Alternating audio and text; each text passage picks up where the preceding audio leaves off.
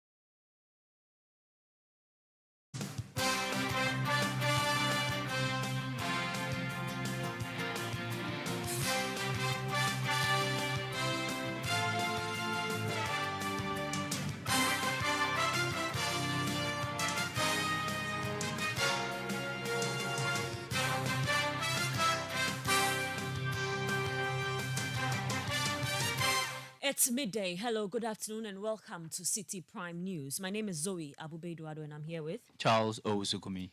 The news is live from our studio at number 11, Dr. Morton Loop in Adabraka, Accra. Coming up, Speaker of Parliament Alban Babin calls on African leaders to prioritize maintaining the trust of their citizens to prevent military coups and instability in the region. Also coming up, MP for Bole Bamboy calls for urgent action from the Ministry of Roads and Highways as the Dolly Bridge is blocked again after an accident this morning is causing vehicular and human traffic. Crossing the bridge and had this experience. The people had to use stones to block it from coming down. So I made a call to the minister and drew his attention to the fact that there was a need for a second look at the bridge. Still ahead, patients of kidney disease desperately appeal to authorities of the Kolebu Teaching Hospital to reopen the renal department as the continuous closure is seriously affecting them. It's still not open to us. They are still doing the inpatient. Those are emergencies and this is, so it's still not open to us. And this is quite worrying. Most of our people are sick. They don't even know what to do. So. And later, we'll bring you a report on how low-income earners are surviving in the national capital amidst soaring inflation and unfavorable economic factors. This news is also live on our partner stations across the country. In the Upper West region, we're on Tunsong 97.3 FM in Wa and Drapa 96.1 FM. Upper East, Tanga 93.7 FM in Bolga. Northern region, Radio Bimbela 91.9 FM. Volta region, Revival 99.3 FM in Tajevu. Ashanti region, Focus 94.3 FM in Kumasi. Orange 107.9 FM also in Kumasi. In the Bono region, we're on Greener 95.9 FM in Sunyani.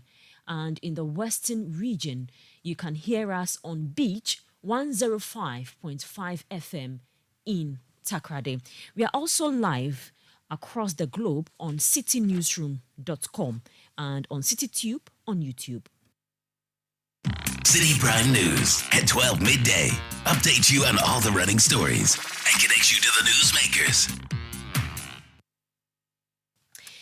Many thanks for your time. Now, the Speaker of Parliament, Alban Bagbin, has called on the African Parliament and its leaders to prioritize building and maintaining the trust of their citizens in order to prevent military coups and instability in the region. He made this statement while addressing delegates at the 66th Commonwealth Parliamentary Conference in Accra, which has brought together more than 600 participants from various Commonwealth countries. Alban Babin emphasized the importance of trust and accountability in governance to ensure stability and democracy in the region. Our experimentation of parliamentary democracy is now a full-blown feature of our governance architecture. This year, we celebrate 30 years of stable parliamentary democracy. Ours is a stable democracy in a sub-region that has in recent times developed a notoriety for reversing and backsliding on its democratic journey. Parliaments in the sub-region and in Africa in particular must strive to understand the reasons for the loss of trust and confidence in the leadership of democratic processes and institutions that has characterized the recent spate of disruptions of constitutional order and constitutionalism in the continent. But it's important for us to note that these disruptions are always started by the civilian regimes themselves. They are those who go against the dictates of their own constitution and the mandate of the people and invite others to take over.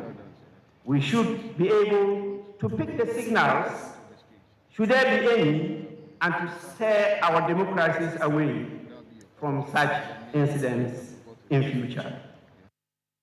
So you heard there the Speaker of Parliament, Alban Bagbin. Now, the Member of Parliament for Bole Bamboy in the Savannah region, Yusuf Suleimana, has reiterated calls on the Ministry of Roads and Highways to properly fix the broken down Dole Bridge. The bridge, which was washed away by floods a few weeks ago, was fixed by the ministry but has collapsed again.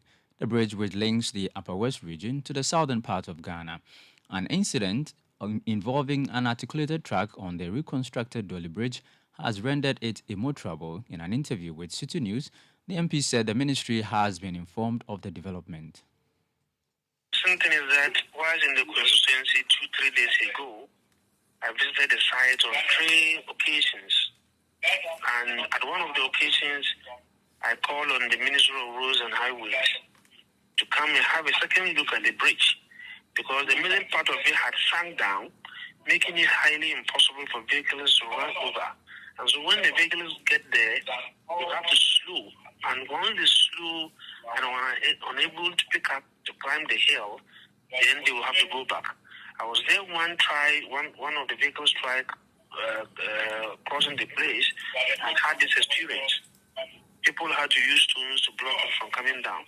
So I made a call to the minister and drew his attention to the fact that there was a need for a second look at the bridge.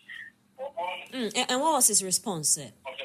Yeah, I'm yet to hear from him, but this morning when this thing happened, I sent pictures of the vehicle crossing the road to the Chief Director of the Ministry of Roads and Highways. But I'm yet to get back to him again and find out what the way forward is. So my appeal is that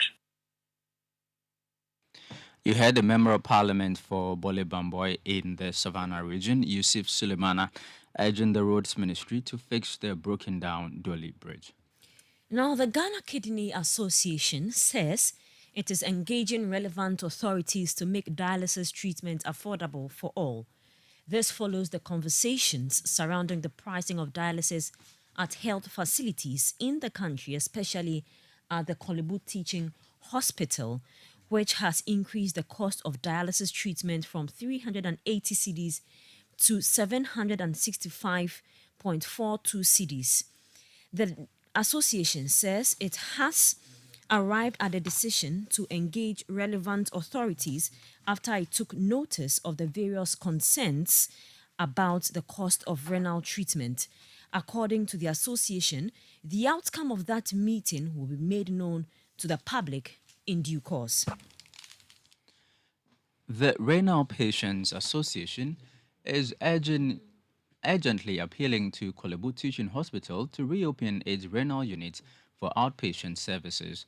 The unit has been inaccessible to outpatients since May 22, 2023, resulting in patients having to seek dialysis services elsewhere.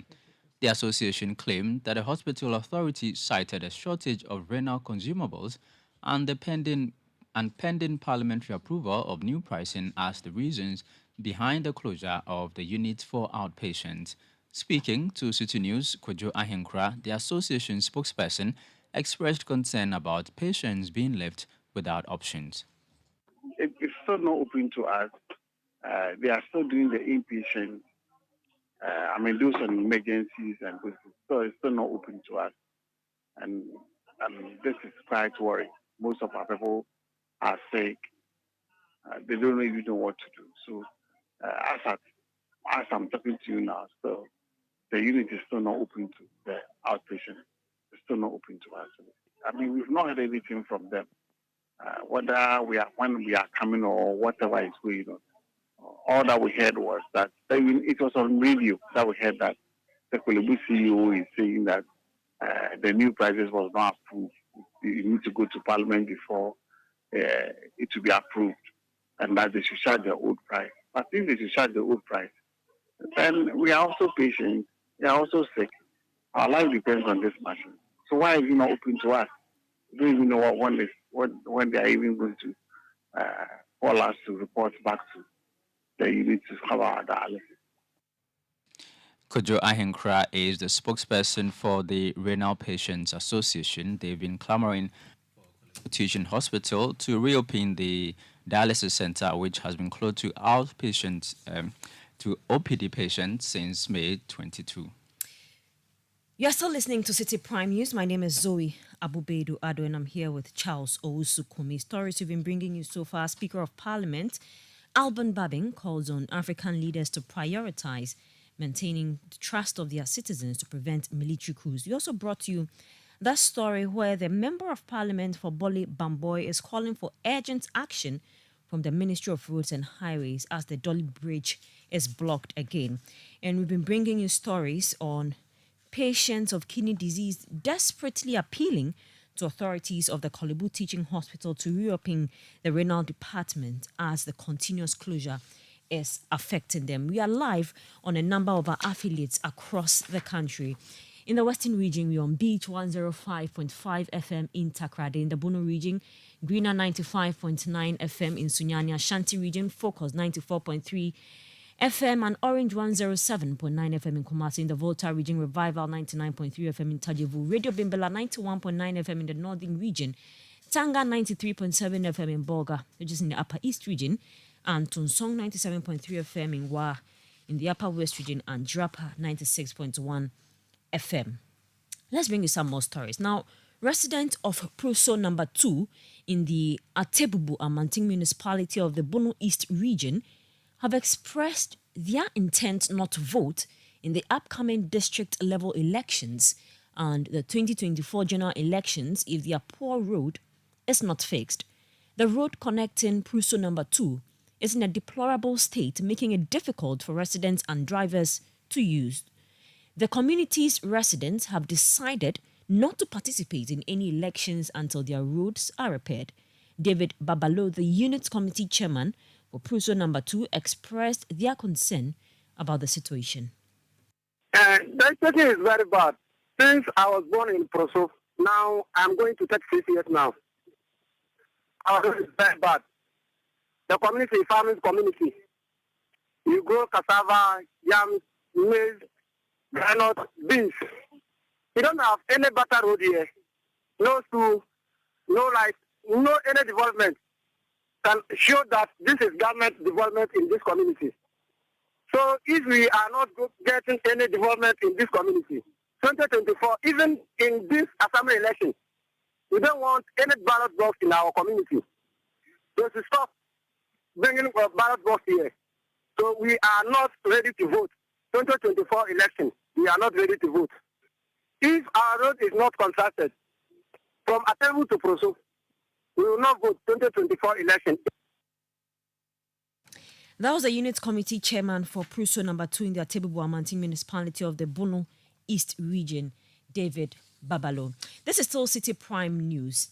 We'll come still ahead in the bulletin. We'll bring you a report on how low-income earners are surviving in the national capital amidst soaring inflation and unfavorable economic factors. We'll bring you the story and others when we return from this break. Citi Prime News at 12 midday. Update you on all the running stories and connect you to the newsmakers. Isn't it amazing how something as simple as clean hands can change the world around us? Let's take a moment to appreciate the power of clean hands. Imagine the possibilities when you keep your hands clean. Allow me to remind you of some 5 instances when clean hands can make all the difference. Before indulging in your favorite banku, gobe or wache. After a visit to the restroom. While caring for a loved one who needs your support. Right after you've sneezed, coughed, or handled a tissue. And every time you touch public surfaces. Think about it. Clean hands mean our children can go to school without worries, our hospitals can provide top-notch care, and our workplaces can thrive. These moments might seem trivial, but they keep you and those around you safe and healthy. This message is brought to you by WaterAid Ghana. Follow us on social media for more tips on hand hygiene. Citi TV is live on DSTV, GoTV, and HD+. On DSTV, find us on channel 363. On GoTV, we're on channel 117, and on HD+, get us on channel 108. On a digital TV, run a new search, but take note that without an antenna, you cannot access Citi TV. Citi TV can be accessed on any free-to-air digital box like the GoTV and HD+ boxes. Citi TV, it's your world. Citi Prime News at 12 midday. Update you on all the running stories and connect you to the newsmakers. You will come back. Now, the National Democratic Congress in the Greater Accra region is aiming to win 5 more seats in addition to the 20 seats it currently holds. This initiative, known as Agenda Win 25 Seats, This initiative is known as Agenda Win 25 Seats. Imanoni Ashimor, the regional chairman of the NDC, stated that the party has devised strategies to achieve this goal and believes that by the 2024 elections, these additional 5 seats will be won by the NDC. He urged party members in the region to support this agenda and work diligently towards its realization. Out of the 14, I can tell you in authority, out of the 14, we are taking 5, and not just taking, increase the number as well. That one I can rest assure you. Based on strategies, I wouldn't mention the constituency, but under my leadership as a regional chairman, we've tagged an agenda 25 seats, and it shall come to pass. And these are the seats that we announce before the EC with the attempt to announce the results from those constituencies. We are adding 5 to the existing 20, making the agenda 25 seat come into fruition. I can rest assure you that either I will stand here or I stand at Proflaster House or the Independence Square and prove to you that what I've said has come to pass. Emmanuel Ni Ashimo is the NDC Greater Accra Regional Chairman. Now, in their efforts to win 5 more orphan seats in the region, the Greater Accra Regional NDC has provided support to the PC's Vanguard Foundation. This foundation consists of current and former parliamentary candidates who are working to campaign in the orphan constituencies. Cleland Ni Aya Eisen, a former parliamentary candidate for the Wejagbawe constituency, expressed the group's determination to work towards achieving victory in these constituencies. This is the first of its kind, having a group come in this election process to do an official donation. And we are looking forward to go out there, raise more funds, and possibly come back and then support massively for the 2024 election year. So we are going to be on the grounds working with every constituency. Starting next month, we are drawing up our programs. We will be doing door-to-door. We will be doing lorry station to lorry stations. We're going to be doing shops to shops. Whatever we can do to mobilize and make sure we win power for the NDC in 2024 general election, that is what we are going to do. Cleland Ni Aya Eisen is a former parliamentary candidate for the Wejagbawe constituency. Now, the National Association of Nigerian Students Ghana chapter is appealing to the management of various tertiary institutions across the country to provide a grace period for the payment of fees by its members. President of the association, Sam Edem, highlights the instability in the exchange rates between the cedi and naira, which has led to the continuous increase in school fees.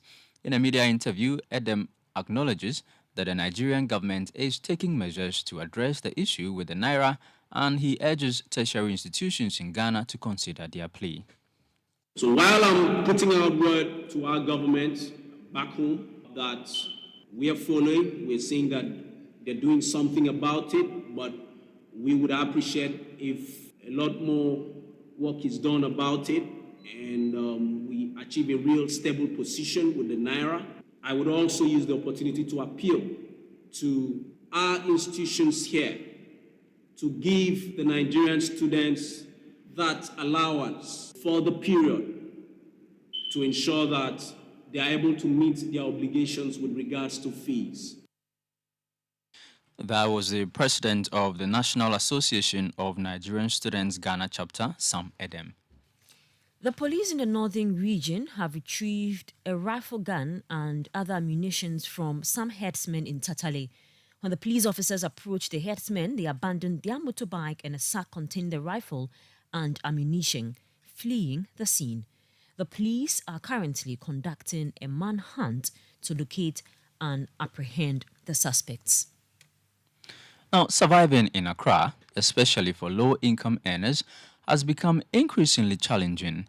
The high cost of living, driven by soaring inflation rates and other unfavorable economic factors, is taking a toll on many residents in the nation's capital. In this report, Citi News' Fauzu Masaudu explores how residents are coping with life in one of Africa's most expensive cities. Accra is a city of opportunities and dreams for many residents, but these aspirations often come with a heavy burden: the exorbitant cost of living. Confidence Mause, an IT coordinator at a prestigious senior high school in Ghana, shares his struggle to make ends meet on a middle-income salary. On an average, how much do you spend on transportation daily to work and back? Okay, so I just have to just calculate. So really quick, 572. So that's 572. That's 14 cities. So 14 cities in. That's when I really want to be economical. So for example, the days you want to pick 2 taxis, you go beyond 15 cities. So and then sometimes you are almost late at work, so you have to pick an Uber in addition. So Uber will charge you an average of 20 cities. So average, I will do 15 cities in, but then in other cases, I can cross 30 cities just in. Going back is a different story because sometimes you want to beat traffic and then you want to even go early, or better still, you go super late and then you have to pick other Uber to your place. So averagely, I would say 40 cities on transportation a day. He laments the difficulty of managing his finances within his monthly income and the frustration of not achieving his financial goals. Before I started work, I think I had a very good financial plan to say that, okay, this is money for entertainment. This is money for dress. This is money for shoes in a month. This is money for what? I mean, you put all the structures there. This money for food, this money for groceries. I've stopped in less than 3 months when I started working because it's not working for me. How am I going to put money for transportation and envelope for entertainment? I live as the days goes by. And then what really dawns on me that, Charlie, just before 10th, you know your money is finished. So you really have to work hard and then, get other income too. So yes. So I don't have a fixed plan for anything. Charlie, in Accra, you have to stay by a plan. Anyway, but the plan is really not really planning and putting yourself in just straight corner. You will die. Prices of goods and services have skyrocketed, particularly in Accra, due to its cosmopolitan nature. Everyone needs food, right? So let's start from food. Food in Accra is expensive. And then the most unfortunate thing is sometimes you buy food and you can't even eat the food. Last time I bought food at Medina and I threw the food away. Charlie, 40 Ghana cedis, it's gone down in the bin. So food is expensive in Accra. Why is it expensive? No one is growing in Accra. People say they go and transport the food and come here, and then they sell. And then, so for example, they will say, okay, cassava in Kwewu is expensive. So when they come, they will add, some money to it. And then people who are preparing it to just say they have to sell it at a very exorbitant price too. For Mohammed Dao, a young coconut seller, daily expenses leave him with no choice but to live modestly.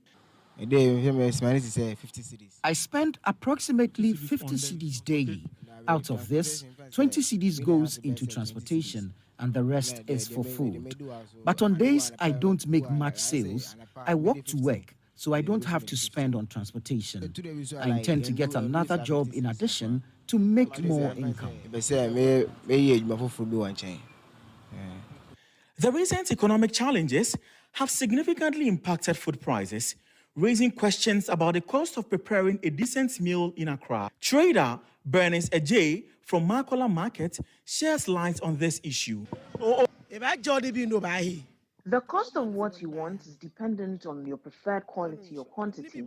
For instance, with a budget of 100 cedis, you can only purchase rice and oil. Buyers usually complain about the prices, but there's nothing you can do about it. Her colleague, Gladys Corte, discusses the variety of products and factors affecting their prices. The herrings come in sizes and the prices vary from 25 cedis, 40 cedis and 50 cedis depending on your preferred size. If you want to make a pan of stew for just yourself, you'd have to buy that for 25 cedis. Even food essentials like tomatoes have become more expensive. A bucket of tomatoes used to sell at 30 and 40 cedis, but the prices have increased this week. The quality of tomatoes sometimes determine the price. This bucket, for instance, used to sell at 30 cedis, but it has been increased to 50 cedis. The cost of staple foods like rice has more than doubled, and concerns about food inflation persist due to factors such as Russia's withdrawal from the grain deal. This move has adverse effects on food inflation, especially for countries relying on Russian grain supplies. Ghana must strive to produce more local food to mitigate food inflation, which has reached 51.9% amidst a 40.1% general inflation rate.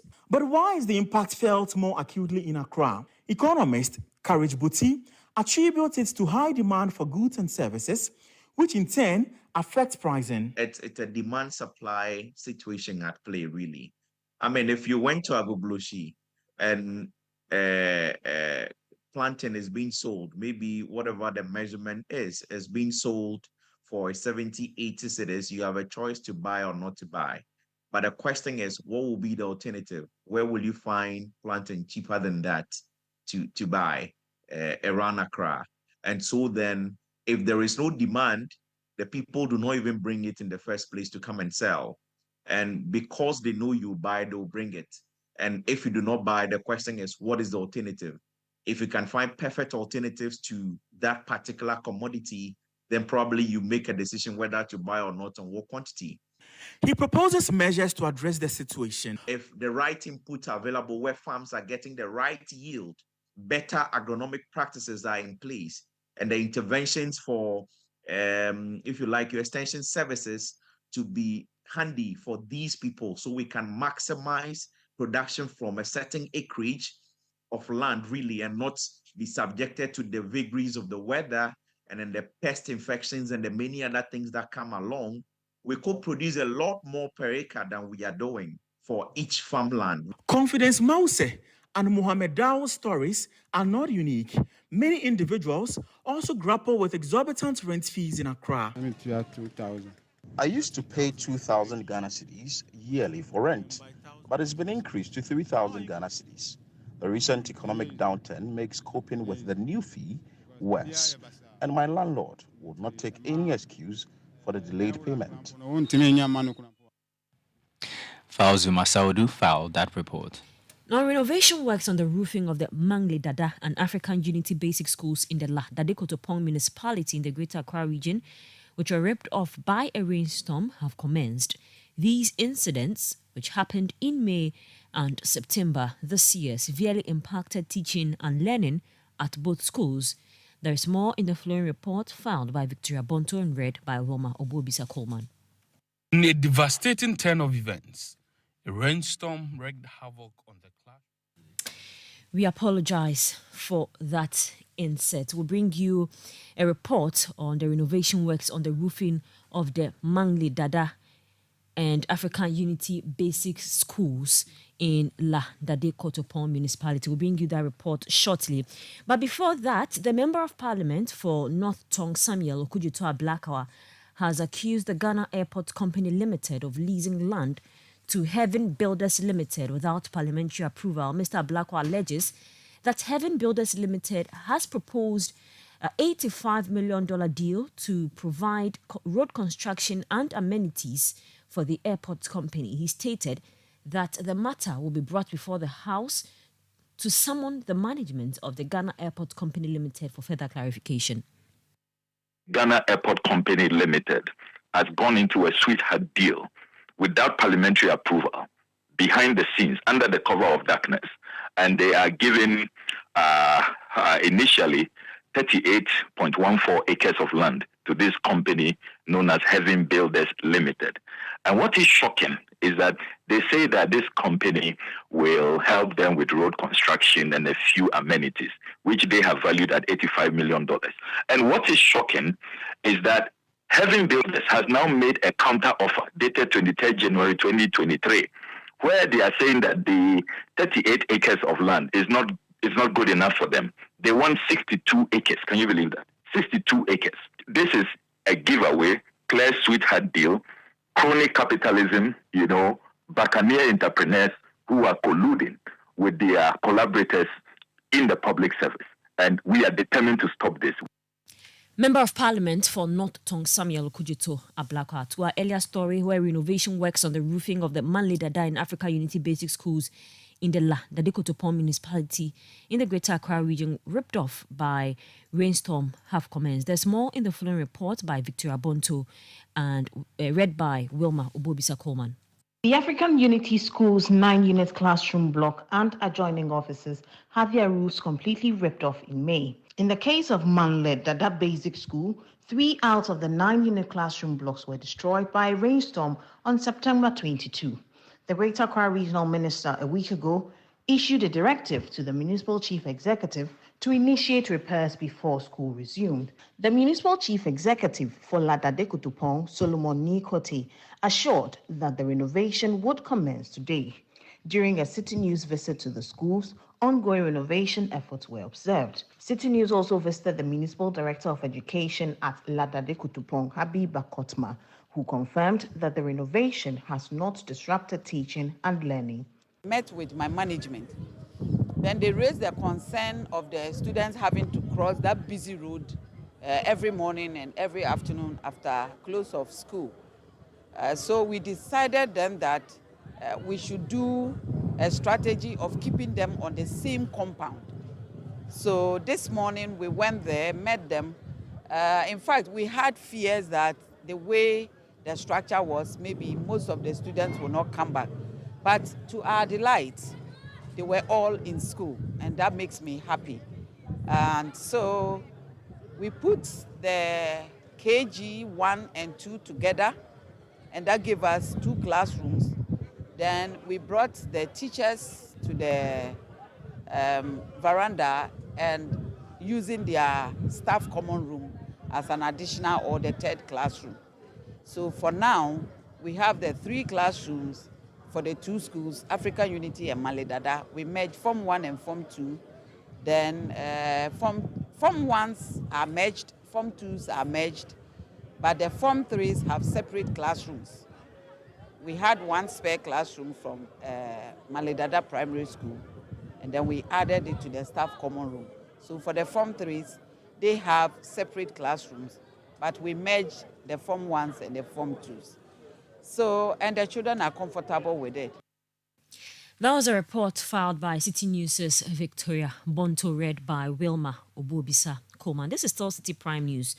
Some more stories now, and a flag bearer hopeful of the new Patriotic Party, Dr. Owusu Efriakoto, has expressed concerns about the party's prospects in the upcoming 2024 election. He believes the NPP is currently facing a significant risk of losing the election due to waning morale among its core supporters. Dr. Efriakoto made these comments during a media interaction in Kumasi, where he's currently on a tour ahead of the November 4 delegates conference. He pointed out that the prevailing low morale among NPP activists across the country who had anticipated a better quality of life indicates that the party may not be in a favorable position to break the 8. In an appeal to the party delegates, he urged them to make their votes count during the November 4th conference by electing him as the party leader. Now, residents of Ningo Pram have fondly reminisced about their former Member of Parliament, E.T. Mensah, and the significant contributions he made to football development and investments in education during his tenure as MP for the constituency. The former Ningo Pram MP passed away in South Africa last Sunday after a brief illness. In an interview with Citi News, community members expressed their profound sadness, saying his death represents a major loss for the constituency. What I remember about Honorable E.T. Mensah is about the bridge here to Ningo. Got that bridge. I remember the first time, he made sure he brought him to this town to help us do that bridge over there. And after that, it's about education. It helped us a lot. He used to take some people out of us to give them personal scholarship for them to just go and learn and come back. And about military and police and this thing, I know 1 or 2 people he was able to assist them. That's what I can remember about him. How did you hear about his loss, and what does it really mean for your constituency? It's a very big mix. Up to now, Pram is in black. He's a great man, not only for Pram, but for the whole country. He do help people individually. When we went to his place at Accra and things, we see a lot of people about their schooling, some people when they have problem about hospital issues and things, he used to help them a lot. But you see, as a human being, you work, and sometimes people will just fed up of you. And that's why Marland is being eliminated by some judge. So he's a good man. What legacies did he leave in the constituency? Oh, the legacy. Well, during his days, but then I was a footballer, and he do organize some football activities for us, and we enjoy it a lot. and so many things. You heard some residents of Ningo Pram Pram on the passing of former Member of Parliament for the area, E.T. Mensah. You're still listening to Citi Prime News. Still ahead, we'll bring you some reactions as the grand finale of the 2023 Literacy Challenge organized by Citi FM and Citi TV will be organized this Saturday. Please stay tuned, bring you more on that particular story and others when we return from this break. Citi Prime News at 12 midday. Updates you on all the running stories and connects you to the newsmakers. 1xBet Jackpot is here with weekly massive prizes up for grabs. All you have to do is place your bets on any sports game and stand a chance to win. Simply register at 1xbet.com.gh. Use promo code JackpotGhana and place your bets. 1xBet is your key to great victories. Feel like a winner. 1xBet. Gambling can be addictive. Bet responsibly. Not for person under 18 years. This advertisement has been vetted and approved by the Gaming Commission. Tego Sisters are celebrating 40 years in music on Thursday, October 5 at dinner and the official launch of the Twins and Children Foundation at the Underbridge, East Legon. Red carpet 6 p.m. Special guest of honor President Nana Atudankwa Akufo-Addo on Sunday, October 15 at the Accra International Conference Center. Tego Sisters celebrates their 40th anniversary in music with a gospel explosion concert. Red carpet 4 p.m. Dress code white with a touch of ruby red. Performing artists Ophelia Nyantechi, Pat Thomas, Kwame Eugene, Lola and Lolai, Aquabwa. Tickets are going for VVIP 300 Ghana cedis, premium 200 Ghana cedis, and regular 100 Ghana tickets and table reservation. Dial *899 *400 hash or call 0204-484-534. Media partners Citi TV and Citi FM, powered by Limnut Media Solution and VN Production.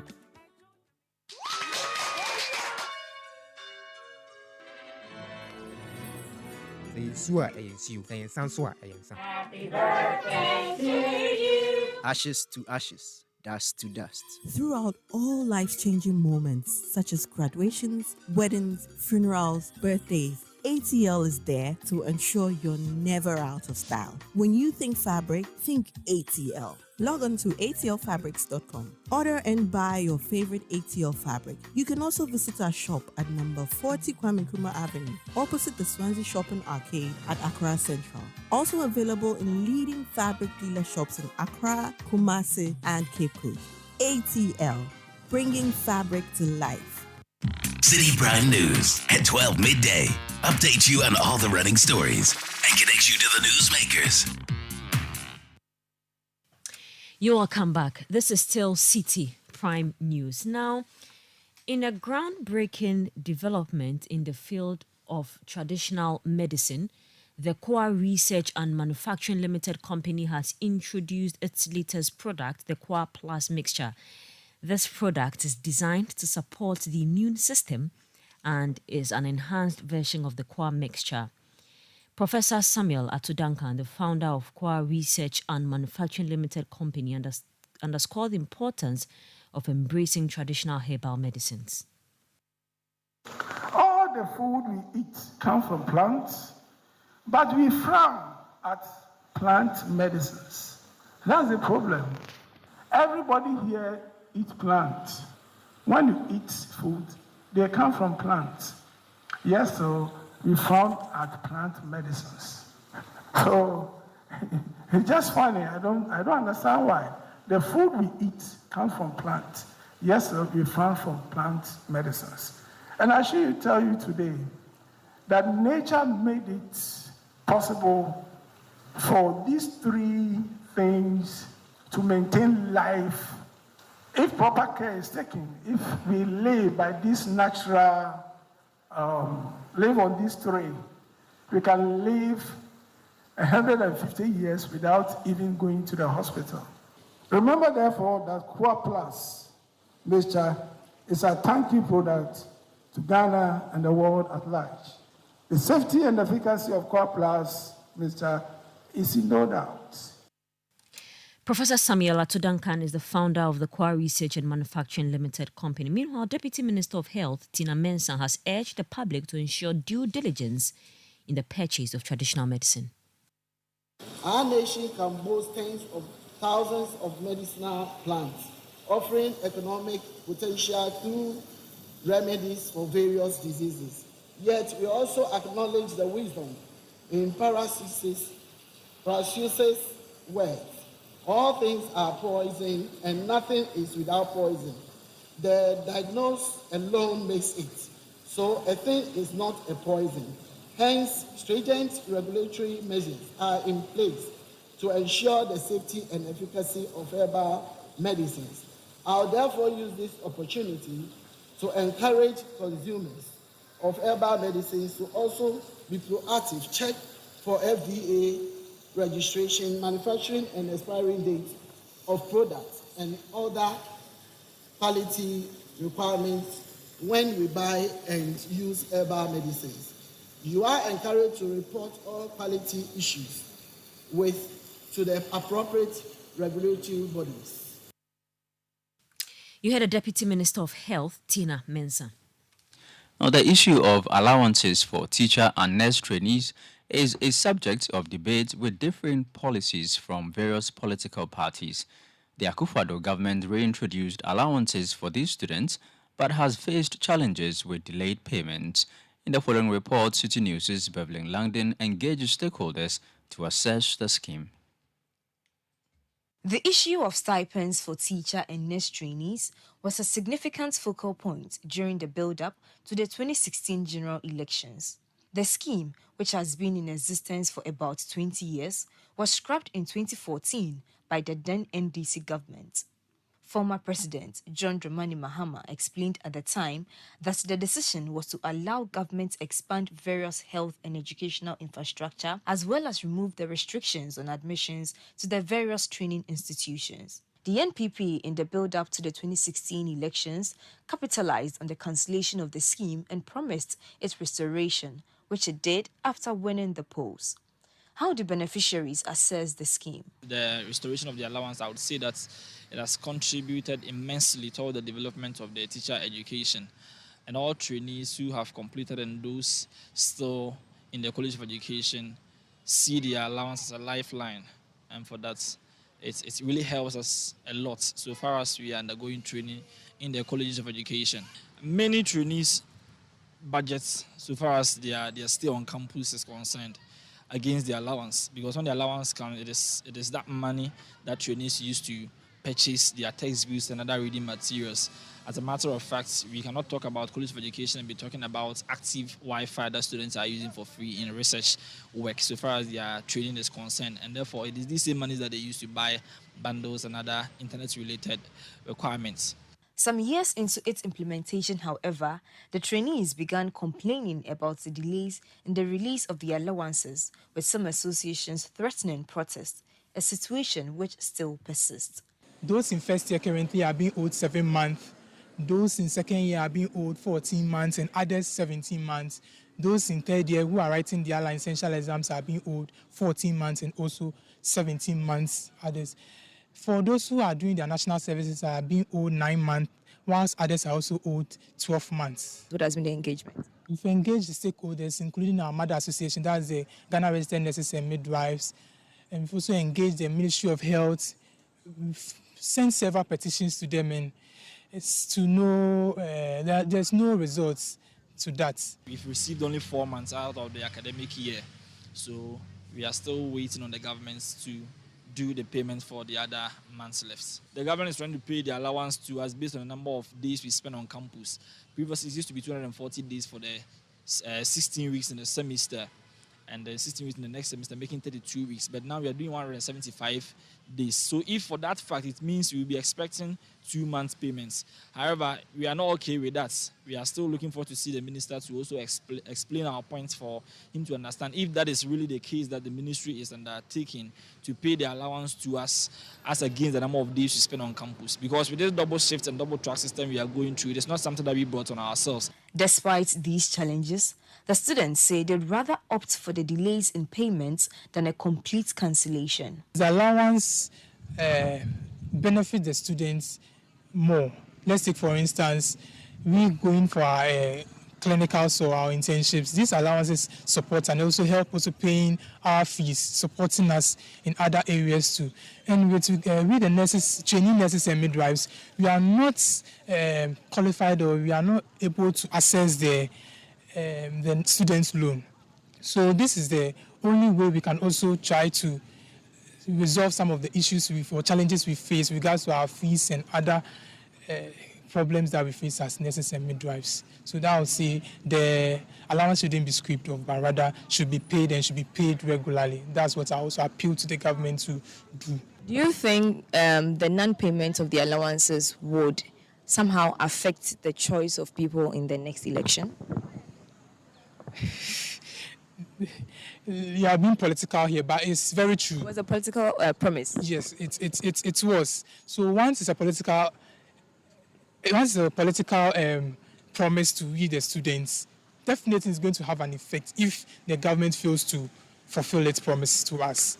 In the case of the teacher trainees, they want the government to increase the amount from 400 cedis to 600 cedis. No school of thought would be our understanding to say that the allowance should not be paid or it should be cancelled. And even if there will be any kind of dialogue with this allowance thing, we expect that the government will increase the allowance because it was 400 cedis since 2017-2018. And you and I would also agree that the status, or let me say, the value of 400 cedis as at 2017 and comparing to the value of 400 cedis in this present day Ghana, there is a vast difference. So a talk or a dialogue on this allowance, we trainees would wish that as trainees and also as citizens of this particular country who have education at heart, would wish that the government would rather increase the allowance. Say 600 cedis wouldn't be bad for us at all. Education think tank Africa Education Watch is of the view that the payment of the allowance be scrapped. The institution has on numerous occasions argued that governments could rechannel these funds into providing quality education at the basic level. Citi News picked the views of the general public on what they make of the scheme. It's been long overdue. I think it should be scrapped. Because if you are to compare those in the teacher trainees and those in the nursing training colleges with those in our traditional universities, you know that right after completion, those in the training colleges and the nursing training colleges, right after completion and after writing their prescribed exams, they are posted. So in a way, their jobs are already there right after completion. But when you compare it with those in the traditional universities, they will have to struggle for their own jobs. So in a way, it's not fair. And looking at our current financial challenges, I think it will be a good deal if we have to scrap it. So much nursing side, so much because nurse for no. The allowances paid to the nursing trainees should be scrapped, as most of them leave the country after completion. They do not serve the nation. For the teacher trainees, however, the allowances should be maintained. They stay to serve. Because teacher will almost stay. The delay in the payment of the allowances is not the only issue that needs attention in the education sector. The General Secretary for the Ghana National Association of Teachers, Thomas Musa, says government must heed to calls for a dialogue. You see, we have to be intentional when it comes to protecting national development, developing. You have to be intentional about it. This piecemeal approach, today we come here, we hit small, tomorrow we go here, it will not help anybody. We are asking for a national dialogue. Bring all the issues on the table and let us look at them one by one. How to sustain the programs. It will help all of us. Look, there is nothing that you are doing that I will say it's no good. The free SHS is an excellent thing. Nobody will tell you that the free SHS is no good. It's an excellent thing. And the president will have to be commended for it. To support teachers who go into the training college, who is saying it's no good, it's an excellent thing. But can we sustain it? That was a report assessing the relevance of teacher and nurse training allowances. It was filed by Citi News' Beverly Langdon. Now, in anticipation of the grand finale of the 2023 Literacy Challenge, Citi FM and Citi TV have honored Alice Educhumwa Edu, a student of the La Bawaleshi Presby Basic 1 school, with a Special Excellence Medal for securing a spot among the top 10 finalists. On October 7 at the Crystal Palm Hotel Annex in Tesano, the top 10 contestants will vie for the coveted prize of 10,000 cedis in a quiz competition. Expressing her optimism, the awardee, Alice Educhumwa Edu, said she was determined to emerge victorious in this year's competition. No, I contested last year and wrote the aptitude test, but unfortunately could not make it to the top 10 finalists. But this year, by the grace of God, I've been able to make it here, and I'm very happy. So what are your expectations ahead of the grand finale? I pray that God is going to help me and be the winner for the Literacy Challenge 2023 and get a 10,000 Ghana cedis and also other prizes as well. Supposing you win the 10,000 Ghana cedis, what will you do? The 10,000 Ghana cedis is my aim. I want to get a 10,000 Ghana cedis so it can help me support my education. Looking at my parents, they are doing a lot to help my siblings and I in education. So with the 10,000 Ghana cedis, I can get my prospectus for the SHS and then go further in education. That was Alice Educhumwa Edu, a student from the La Bawaleshi Presby Basic 1 school who is in the grand finale of the 2023 Literacy Challenge. The head teacher of the school, Na Shomi Noti, expressed her delight over the recognition. I'm very excited from the one when I was informed about Alice being in the 10 finalists. Very, very excited. So what message do you have for Alice? I wish her well, and I know she's going to continue raising the name of the school high. I know who the students I have, and I know Alice is going to bring the if there is a cup or a trophy on it, I know Alice is going to bring it to the school, and we'll be so much excited. Is there any other thing you'd like to add? She should continue moving higher and higher. I know Alice as a person, and I know she's going to excel in this competition. That was the head teacher of the La Bawaleshi Presby Basic 1 school, Na Shom Inote. Let's still bring you more on the Literacy Challenge. Inshira Elina Mamponsa Nomafo is a 13-year-old student from the International School of Ahafo in the Ahafo region, and he's filled with confidence and optimism about his chances of winning this year's Literacy Challenge. Let's bring this report brought by Michael Sapong Infum. Inshira Elina Mamponsa Nomafo, a 13-year-old student hailing from the Ahafo region, stands as a trailblazer from the region by securing a spot in the grand finale of the annual Literacy Challenge competition orchestrated by Citi TV and Citi FM. This achievement marks a significant milestone for the International School of Ahafo, established by New Mode Africa. Beyond his dedication to academics, Inshira is passionate about music.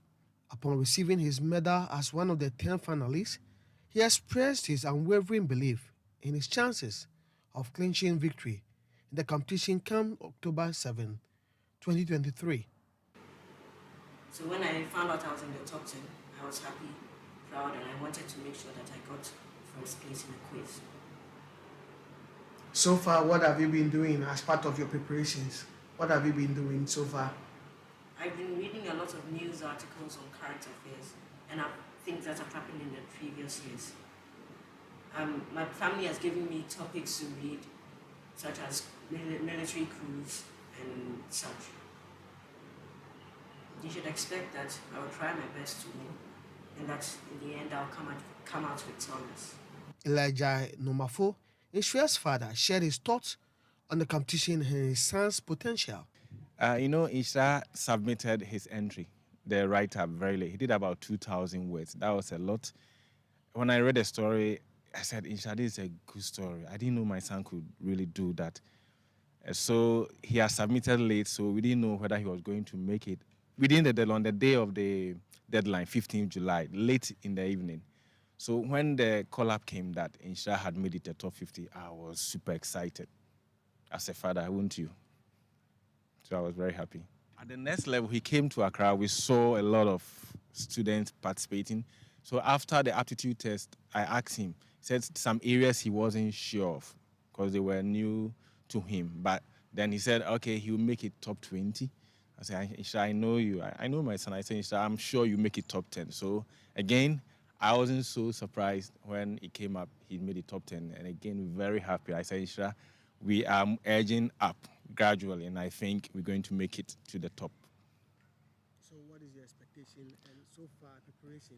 Inshra is really, he's taking it serious, and he's really working hard. He's reading a lot, and I think at the pace at which he's going, I'll not be surprised if he wins. But I think all the top 10 are good, and all of them have equal chances of winning. But I want my son to win. Several of Inshra's peers share their thoughts. And it was also exciting because he was the only one representing International School of Ahafo from the Ahafo region. It will make people know that there is something good can come out from Ahafo region. Yes, I was very excited when I heard Inshra was among the top 10 of the literacy challenge. And I would, God willing, next year, I would like to participate in the literacy challenge and possibly win, bringing glory to ISC. And then I feel motivated because he was first reluctant to join the competition. Now he's part of the first 10 people to get into the finals. And then I think that if he wins, he'll bring pride, joy, and popularity to the school. Two of Inshra's teachers echoed their optimism, firmly believing that he's poised to emerge victorious. Well, definitely as someone who's had the opportunity to nurture Inshra, I was really excited for him. And it didn't come as a surprise to me because knowing the kind of person he is, he's a thinker, he's very hardworking, so, and I know his abilities, so I knew he could make it. And I'm hoping that he will come out as the winner for the overall thing. Oh, for me, it's a very strong sense of excitement and also fulfillment because hearing that he has got to the top 10, makes me feel very happy because he's come this far. Also because it helps to encourage the rest of the student community in ISA. So that was a special report on Inshra Elinam Amponsa Nomafo, 13-year-old student from the International School of Ahafo in the Ahafo region, who is a finalist of this year's Literacy Challenge. The Literacy Challenge 2023 is sponsored by the Ghana National Gas Company, Ruby Crunchy Biscuits by M4 Foods, SIC Insurance PLC, Prospectus Ghana Limited, Dext Technology, A-Life Soap, and Fortune Rice. And that'll be all for this edition of Citi Prime News, which came to you live from our studio at Adabraka in Accra. For more news, log on to citinewsroom.com. My name is Zoe Abubeduado, and I was here with Charles Owusu-Kumi. Please stay tuned for more. Citi 97.3.